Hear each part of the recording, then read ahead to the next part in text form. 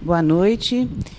Hoje a gente vai dar início a uma série de conversas sobre o enfrentamento da Covid. A gente inicia, então, o Programa Cristão de Cuidados frente à Covid-19. É claro que a gente está vivendo uma situação de pandemia já há um ano, e isso tem causado muitas dúvidas. A gente tem, sim, muitas informações, muitas vezes não confiáveis, em toda a mídia, em toda a rede, e a gente, então, convidou diferentes profissionais com diferentes formações. A gente vai ter aqui falando com a gente infectologistas, imunologistas, psicólogos, psiquiatras, oftalmologistas, cardiologistas, nutricionistas, e a gente vai, então, poder passar informações confiáveis, com evidências científicas, para que a gente possa saber lidar, tanto sendo infectado pelo corona, como também cuidar daqueles que a gente ama, às vezes em casa, às vezes no hospital, mas que a gente tenha informações sobre esse cuidado e que a gente possa fazer ele de maneira segura. E, sobretudo, que a gente possa sempre depositar a nossa esperança, a nossa confiança no Senhor Jesus. Deus é o Criador do universo e Ele é soberano a qualquer vírus. Por isso, a gente vai dar abertura hoje ouvindo o nosso pastor Rubens Monteiro, pastor aqui da Primeira Igreja Batista em Goiânia, que vai estar falando para a gente. É com alegria que estamos aqui reunidos, mas para tratar de um assunto que é muito complicado nos dias de hoje. Não é novidade para ninguém, já vamos completar um ano de pandemia e tantas outras coisas que aconteceram, e cada um aqui já sabe, inclusive, como lidar. Mas a preocupação da igreja é como nós fazermos isso do ponto de vista cristão e da melhor forma possível, como cuidar. Tem 3 coisas que a gente precisa esclarecer logo de cara. A primeira delas é que a coisa não está fácil. Isso não é segredo para ninguém e não pode ser, nós não podemos nos iludir, a coisa não está fácil, as ameaças nos rondam, temos o mundo inteiro impactado. Segunda coisa é que o homem continua o mesmo, mudou a tecnologia, mudou a forma de pensar, mas o homem continua sendo homem, que aqui eu falo de humanidade. As necessidades, os seus pecados, as suas falhas, limitações, desejos, sonhos, temores. O homem precisa de Deus, independentemente da circunstância, do tempo, da era e do lugar. Ele precisa da direção de Deus. E a terceira coisa é que Deus vai nos livrar. E se não nos livrar, a gente precisa, então, aprender um pouquinho sobre isso. Tem 3 cenários que a gente está trabalhando de como enfrentar isso. O primeiro deles é ser assintomático. Mas não tive sintoma algum, que, segundo a própria ciência, será uma boa maioria, inclusive, da população. O risco desse é você ter e transmitir sem saber. O segundo caso é o sintomático leve, que é literalmente uma gripe forte. Geralmente o pessoal tem perdido o paladar, olfato e algumas outras características de gripe, como dor no corpo, fraqueza e febre.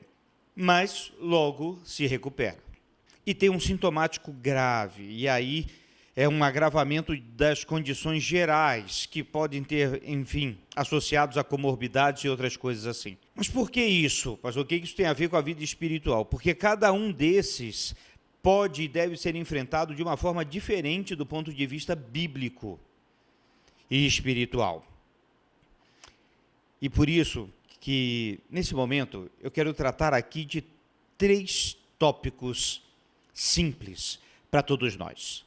O primeiro deles, o autor da vida. Há um texto em Atos, capítulo 3, verso 15, em que estão pregando e dizem: mataram o autor da vida, mas Deus o ressuscitou dos mortos. O autor da vida é Jesus Cristo. E aqui vai uma afirmação, meus irmãos, que ela é necessária para a compreensão da vida. Deus está no controle. Eu tenho que insistir, isso não é clichê, é uma pena que isso tenha virado clichê. Mas Deus realmente está no controle de todas as coisas. Ele é o Senhor do tempo, é o Senhor da história e Ele é o Senhor da vida. Ele sabe do antes, do hoje e do amanhã. É nele a nossa confiança, a nossa fé, a nossa certeza em tudo. Ele é o autor da vida. E por isso que a nossa fé não está firmada em homens, em possibilidades, em estatísticas.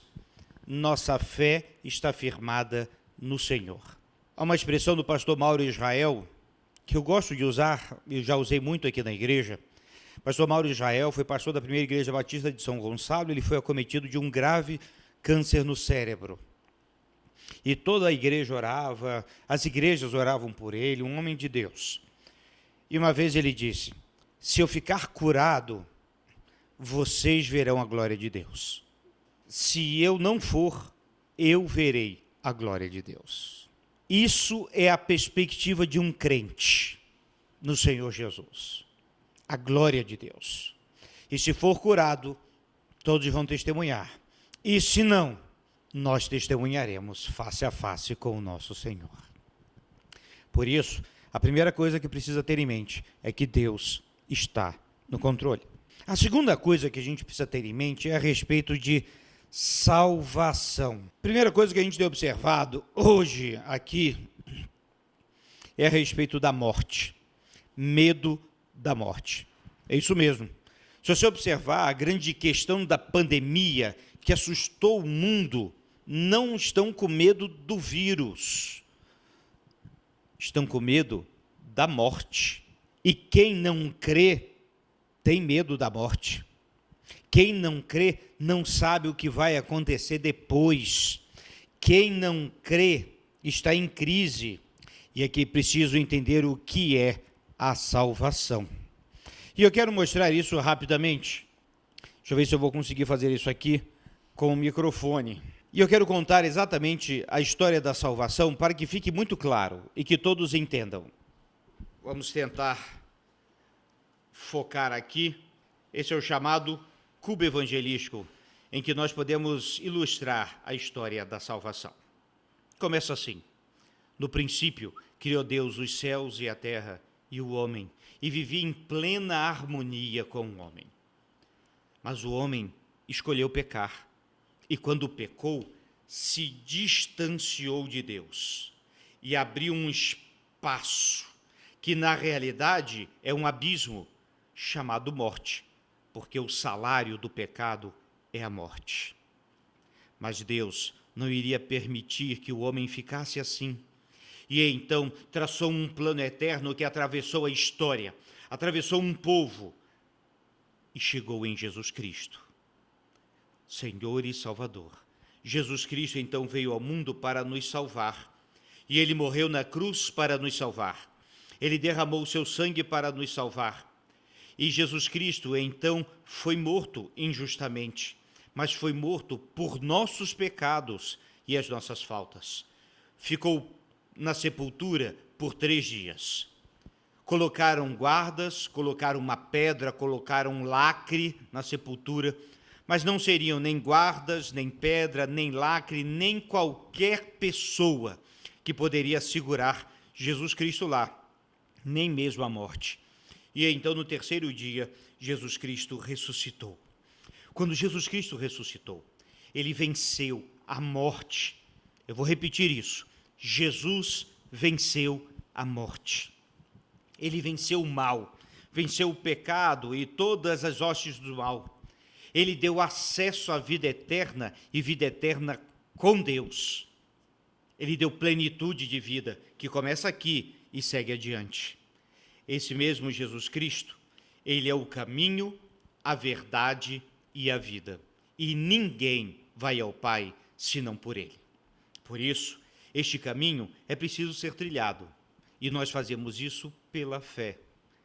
Por isso que sempre insistimos, creia no Senhor Jesus e serás salvo. Essa é a resposta da vida. E esse caminho que podemos trilhar é uma decisão de fé. E então vem a escolha necessária. Jesus Cristo veio ao mundo para salvar. E se você o aceitar, será salvo. Se o rejeitar, será condenado. Aqui está diante de nós duas opções: salvação eterna ou perdição eterna. Lembro que durante a vida você sempre terá muitas opções. Diante da morte, apenas duas. E é por isso que muita gente tem medo da morte, porque acha que há várias possibilidades. Só há duas, e só uma dará a eternidade. Diante disso, precisamos compreender que Deus é amor, e porque Ele é amor, quer que você seja salvo. E ao encontrar com Jesus Cristo, você também vai precisar tomar algumas providências na sua vida. Você vai precisar aprender a orar, que é falar com Deus. Você vai precisar ler a Bíblia. Você vai precisar estar numa igreja em comunhão. E vai precisar repetir esta mesma mensagem para o maior número possível de pessoas. Este, meus irmãos, é o plano de salvação. E sabe que muita gente não conhece esse plano. E por isso tem medo da morte. Se pudéssemos fazer compreender que a morte é apenas mais um passo, entenderíamos com certeza absoluta o que significa a vida eterna, que começa aqui, agora, neste instante, e segue para todo sempre. E, eventualmente, quando vier a morte, ela virá para todos nós. Bem, estejamos prontos para ouvir do Senhor: entra aqui no gozo do teu Senhor, como diz a palavra de Deus, entra na presença do Senhor. Certeza da vida eterna, salvação eterna, perdão dos pecados, alívio das dores, presença de Deus. Então, diante da Covid, era uma coisa que nós precisávamos fazer antes da Covid. Como está a sua vida diante de Deus? Como está a sua vida agora? Por isso, continuemos firmes. A salvação, ela é pessoal e pode ser compartilhada quando compartilhamos essa mensagem. A salvação deve ser oferecida, mas ela precisa ser aceita e você precisa ter certeza. Eu quero insistir aqui, eu não estou falando que se você é membro de igreja ou se é isso ou aquilo, eu estou falando de vida eterna com Deus. Certeza da salvação. Se hoje Ele vier te buscar, você está pronto? E a terceira coisa que precisamos falar sobre Covid ainda é sobre espinhos. E deixe-me falar sobre cura. Há um episódio curioso em 2 Coríntios, capítulo 12, em que o apóstolo Paulo ele vai reclamar a respeito de um espinho na carne. Não sabemos o que era, sabemos que era uma doença. Provavelmente um problema nos olhos, e ele tinha um problema de visão, tanto que em algumas cartas ele colocou: veja com que grandes letras vos escrevo. Ou pode ser outra enfermidade que causava dor e incômodo contínuo. Bem, Paulo pediu a Deus 3 vezes para ser curado. Eu quero destacar uma coisa.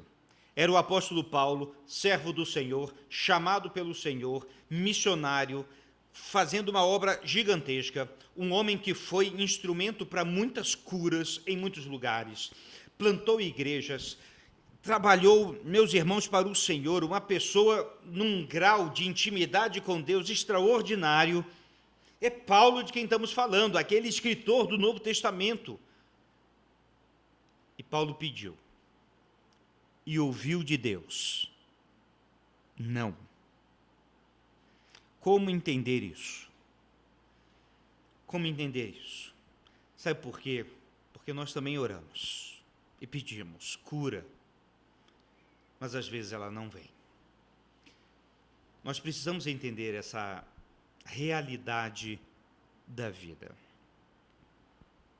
Alguns ensinos que aprendemos disso: primeiro, Deus pode curar, e Ele tem curado. Já aqui na nossa igreja temos vários testemunhos do que Deus fez na vida de tantas pessoas. Ele cura. Segunda coisa que a gente precisa entender é que Deus não vai curar todos. Não sabemos motivos, não sabemos assim, mas eu entendi quando Paulo não foi curado, eu entendi, meus irmãos, que era para mostrar também que isso faz parte da vida. E a terceira coisa que a gente ouve do Senhor: e se não curar, temos a graça dele. Porque a resposta que o apóstolo Paulo teve do Senhor não foi simplesmente não. Foi: a minha graça a ti basta. Fico pensando, depois disso, Paulo deve ter ficado quietinho por um bom tempo. Bem quieto. Ainda sofrendo um pouco com a dor, mas quieto. O que é isso que Deus está oferecendo para ele? Deus, que já tinha e continua a oferecer a presença contínua do Senhor. Graça é amor imerecido. Mesmo que não merecesse, mas estava lá. É sentimento, é cuidado, é proteção. É Deus presente, é Deus no coração. Não dá para explicar em termos lógicos, mas dá para perceber em termos de vida espiritual. O que é andar com Deus, o que é estar com Deus. Eu conheci tantas pessoas que sofreram e sofrem doenças terríveis, terríveis, que existem. Dores inimagináveis, mas de uma graça real. Há pessoas que nós vamos consolar e somos consolados. Há pessoas que nós vamos ajudar e somos ajudados. Há pessoas que não conseguimos entender. Mas quer saber? Elas também não, mas elas creem. Por isso, uma vida com Deus passa por lutas, e algumas delas terríveis, e são pesadas demais. Podemos ficar doentes, os nossos entes queridos podem ficar doentes. Mas observe que a Bíblia traz muitos relatos de enfermidades do início ao fim. Isso é uma realidade. Saiba que há espinhos e saiba que alguns deles não serão tirados. Mas outra grande lição que eu tiro desse texto dos espinhos de Paulo é que o nosso Senhor Jesus, antes de ir para a cruz, colocaram nele uma coroa de espinhos. E ele suportou cada um deles, por você e por mim. E porque ele suportou aqueles espinhos, nós também podemos suportar e aguentar os nossos também. Foi Spurgeon, certa vez, que, falando a respeito de esperança, ele disse que a esperança é como as estrelas. Ela não é vista enquanto o sol da prosperidade, ou seja, quando está tudo bem, você não as vê. Mas quando aparece a noite da adversidade, você consegue ver muito bem. Assim é a esperança. Não há palavras fáceis para esse tempo que estamos passando. Não há palavras suficientes para o que cada um está passando neste tempo. Mas eu quero dizer a você e a cada um de nós, como eu falei no início, o homem continua o mesmo, mas Deus também é o mesmo. Ele é o autor da vida. Ele é que cuida de cada detalhe e de cada momento. E que nós precisamos da sua graça, agora e para sempre. Porque vai chegar um dia em que todos nós veremos a glória de Deus face a face. E isso, sem dúvida nenhuma, é céu. Há uma música que fala exatamente o que é céu para mim.